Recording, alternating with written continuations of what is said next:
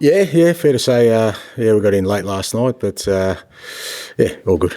How are they looking at team news for Sunday? Yeah, I guess first things first. Last night, all good. Obviously, boys fairly tired, but physically no issues from last night's game. And then out of the guys who sort of stayed back, Destiny. We think we'll be okay. We've obviously got training today and tomorrow, so he's got to get through that. Sunday, unlikely. Again, he's pushing hard, but I just don't think the turnaround will be quick enough and for him to be available at this stage. And then that's it. The others are kind of long-term. I remember a few years ago, Son was touch and go and he went on international duty. Given what he's been saying, is it fair to say can rule Son out for international duty, do you think?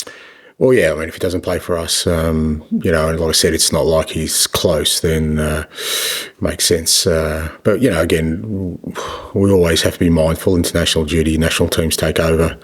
They're the custodians of their players, but we've given them all their medical information. They understand, and they're understanding, and Sonny knows the situation. I'm sure you're absolutely delighted for Dom Solanke to make the England squad. In terms of James Maddison, who's had a really good start as well, you're former international manager yourself, and he's an emotional guy and he speaks so well. What have you said, or what will you say to him? Because I'm sure he'll be disappointed. Yeah, look, I'm sure he's disappointed, but, that at the same time, he's playing well. So, it's not... Sometimes that's all you can do. And these things... come along at times. It's not always perfect in your career, and there are situations and circumstances that don't mean you don't always get what you want, but it shouldn't deter or detract from everything else you're doing. So he's playing really well for us. I think he's been outstanding all year. He's making an impact in every game he plays. He's a really important part of our midfield setup, and if he continues to do that, I'm sure he'll get selected again. But you can't just sort of put everything in one basket of, just being disappointed because you have missed out. I said that shouldn't have any effect on him and the way he's playing, because he's been brilliant for us.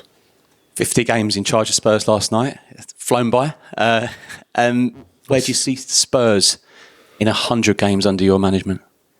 Well, many wouldn't have said I'd make 50, mate, even when I was on about 46. So... Look, it's obviously, as managers, there's always a kind of ticking clock against our tenure at all times. So anytime you reach a sort of milestone, it's always, I guess, an indication of people still believe in what you're trying to do. So it has flown by, to be fair. It's obviously 15, 16 months, 50 games, but...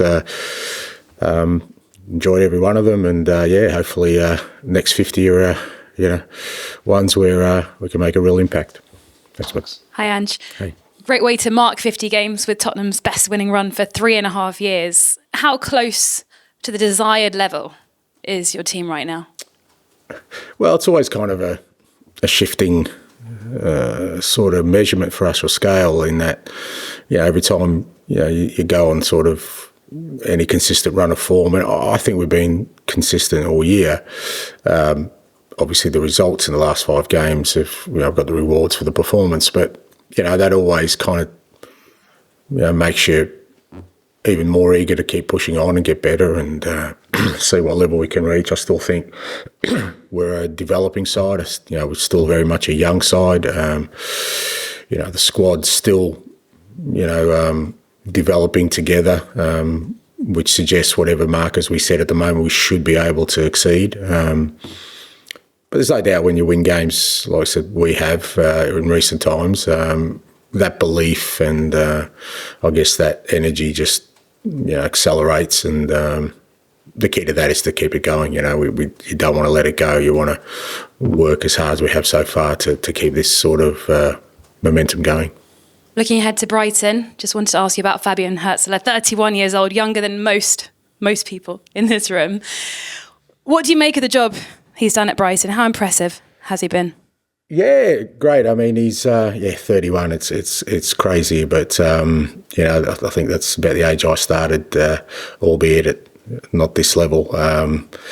Really impressive. He when he was coaching St Paul, he coached Jackson Irvine, who I had the Socceroos. He's a great player, but a fantastic person as well. And he actually reached out to us and said, Fabian's, likes what you're doing. Can he come pay a visit? He came and spent a day with us last year, and he asked a hell of a lot of questions, and I gave him too many answers, that's for sure. If I had known he'd been Brighton manager, but you could tell he's just a real student of the game. Wanted as much knowledge. He was already sort of a senior manager, and he got them promoted last year, so he was already doing a good job. But he was that. You could tell when somebody's got that sort of curiosity, and I think that's the key for all managers. I think, especially young ones, is you got to maintain that. It can get sucked out of you at times, because you when you get into the battle of, and particularly at this level of dealing with, one crisis or another, you can forget that. It's that curiosity to always, find out more information. I think if he maintains that, he'll be an outstanding manager. But he's done well. Look, it's probably a perfect fit for him, because I think Brighton are a fantastic club. They're careful about who they put in as manager. There's usually an alignment there, which I wonder sometimes with other clubs whether they even think about that stuff. So he's in a great place. Do you remember any of the questions he asked you? What was the he best asked question? a lot. Yeah, no, I actually palmed him off at one stage because he was asking me too many, so I gave him to the other coaches. But look, he was just inquisitive about everything. Obviously, like I said, he was already a senior manager. He was doing a good job, but the fact that he still wanted to ask, and obviously had observed us, and I'm sure other clubs as well. It wasn't just us, but it made a real impression on everyone. Last trip to the Amex was one to forget for Tottenham. What did you learn from the defeat that day? Yeah, it was a curious one, because we again, it was one of those periods where we were a bit disrupted in terms of player availability and stuff. But we started the game really poorly, really open, and then by the end of it could have ended up 4-4, 5-4. But we didn't handle the occasion well, particularly early in the game. But it was kind of indicative of our season, where there was some good stuff in there that got overshadowed by, stuff that, we really struggled with at times last year, just in terms of our consistency of performance. So, so far the away games we've had this year, we've played really well. I mean, Leicester we should have won. Newcastle thought we played really well but didn't win. Obviously, Man U, we played well there. So we're handling, even last night playing away from home in Europe, I think we're handling those situations better. So we're going to have to on the weekend too. Thanks. Yeah. Hi, Ange, how are you? I'm good, mate. Dominic Solanke's England call up. Are you firstly surprised it's taken so long since his last international call up to be called back into the England squad? And secondly, how much is it vindication of the hard work you and he had put in at the beginning of the season? Well, I don't know, surprised. I mean, like I said, with Dom, he's had to work awfully hard in his career, and it's a salient point to all young players that, the trajectory doesn't always, go in sort of a linear fashion, where he started at big clubs. He was obviously, he was a youth international. He was, he obviously made an impact, but just for one reason or another, it didn't get started, but it didn't deter him. He went to Bournemouth and he worked awfully hard, and had a year in the Championship. So there was, I think there's reasons why he wasn't selected. Certainly his last, 13, 14 months in terms of his goal output, even before then, especially last year in the Premier League, got him into the frame even for the Euros. He was probably really close to getting selected there, and it's all down to him, mate. I've had him for a month. I've got zero to do with his achievements to get into the England team. It's to do with him, and even the way he's handled his move here. Big club again for him. Obviously big expectations, and unfortunately got injury, but since he's been back from that injury, he's been brilliant for us in all aspects, and credit to him. But more exciting for me is I know there's a hell of a lot more to come. I can tap into your experience at international level with footballers. Before the last gathering international break, under 21 level, Unai Emery was a bit critical that Morgan Rogers was playing for the under 21s, questioning what he would learn from that. You've got Archie Gray in the under 21s this time round. You had him last time as well. What do players like Archie learn from playing youth football with their countries?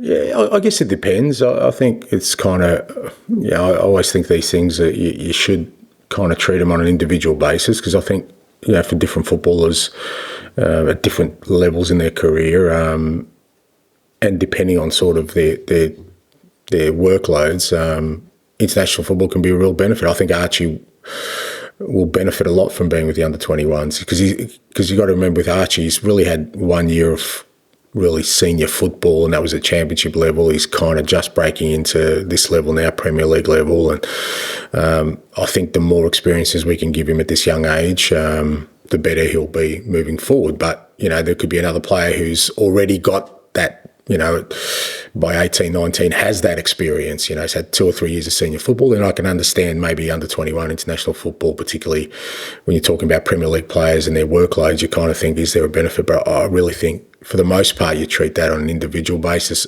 I'm always an advocate for international football because I've seen how much it helps young players develop. But again, you've always got to sort of measure that against kind of where they're at in their club situation. Finally, 4 teenagers started for you last night. I don't know, you didn't like the Ange. Don't even say it, mate. Don't even say it. I'm going to go with Postecoglou's prodigies. You even struggled to say it, to be fair. So I don't think it's rolled off the tongue. In all seriousness, you are at least someone that puts trust in young players. And for a senior manager, other clubs, sometimes that doesn't happen. Why are you so... Or how does that trust come about? Well, I mean, I think it's...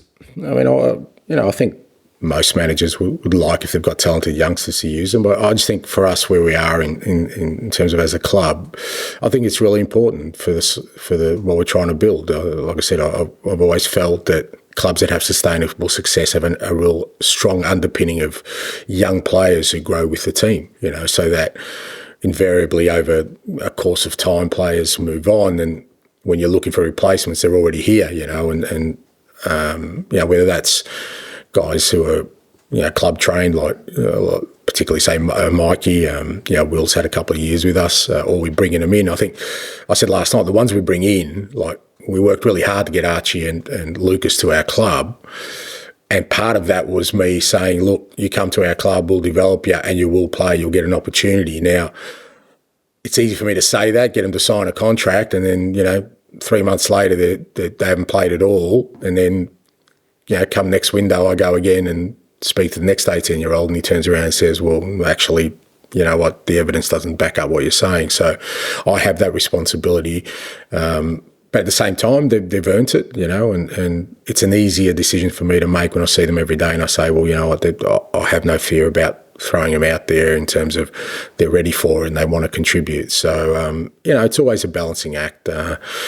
And, for a club like ours, I understand how important it is, particularly for club-trained players like Mikey, to make sure we keep that pathway open for him. Hi, Ange. Just wanted to follow up on Archie Gray. How was he so comfortable playing in so many different positions at such a young age? Well, he's got no choice because I'm putting him there, and that's part of kind of his development. But look, he's obviously, it probably helps. He comes from a footballing family. He's probably been exposed to football from the moment he was born. So I think he understands the game, and he understands. He takes information really well. He's at trading, he's constantly looking for more and more information, which helps. And then he's just got a great temperament. He seems to take things in his stride and not let it affect him. I said last night, played him in 2 different positions. Probably both aren't the least preferred for him. He's played sort of right fullback and midfield, but made him at left centre back and left back last night. So and I thought he did brilliantly again. So, but I'm not going to just put him at different positions. It's at the moment we're using him where we need him, and I think hopefully that gives him confidence in that's how much I trust him. But eventually, we'll settle him into an area. But him playing at the moment, he's played an FA Cup, Carabao Cup game away. He's played 2 European games. He's had exposure in the Premier League already in the sort of first 10 games of his Tottenham career. I think it's great for us. spoke about Hurzeler visiting the training ground and picking your brains, etc. Do you find it quite beneficial as well when these coaches speak to you because you get to share ideas with them? Yeah, absolutely. We've had quite a number come through. I've always been open to it. I just don't think there's any real secrets in football. I think for the most part, everything you need to know is kind of out there. But I enjoy it. I think it's good for my staff to be exposed to it as well, because again, football can become fairly insular. We all talk about trying to block the outside noise. So whatever noise you do get in becomes really important. So I think having, we've had guys from, all sorts of football clubs, different nationalities from different sports come in and spend a day with us. And I always enjoy it. And I think it works both ways. I'll finish this section with George, please. Angelo, when the managers often talk about a rebuild, they sort of talk about suffering and going through a bit of pain. And I just wondered, the way you finished last season compared to the way you started this season, do you think you're almost possibly through that pain now and the good times are coming? What's the date? I reckon it was about 14 days ago that didn't feel like that. It felt like there was still a lot of suffering, it seemed. It's just the way of the football world that it's a very, very fine line to what people's perception of how you're going is, and that's why you can't let that be your guide. You just can't, not in today's world. It doesn't mean you ignore everything, because, there's some probably astute observations as to how we're going, and you need to address that. Some of that's around sort of whatever measurements we use to map our progress, or what some people see is important to us. But ultimately, you've got to rely on something else other than where the spotlight is at the moment. And it didn't feel like that long ago that people were questioning everything I was doing, and nothing's changed 14 days later, except for the results. But for me, even before that, I could see that the measurements we're looking for, we started the season well. There was some real growth in us. But it's not going to be a smooth road. It's we're not at that stage of being a team where things are just going to sort of, click all the time. We're still going to go through some, like you said, suffering or challenges. But that's important. You need to do that. Otherwise, you're never going to know how you're going to handle it. And I think so far we've handled it well. One player who seems to be flourishing is Dejan Kulusevski. Can you just talk about how his sort of role has evolved in the team and the way you're playing him, and just basically what's led to his good run of form this season? Yeah, Decky's been brilliant, out of this world in many respects in terms of just what he's able to do in that sort of central role. Obviously we used him more as a wide player last year, but again, that's because we didn't have too many options out there, and it was the area he was most comfortable in. But when we started using him inside, I felt he felt that it kind of unshackled him a little bit, and he's got an unbelievable capacity to run, with and without the ball. His physical numbers are ridiculous.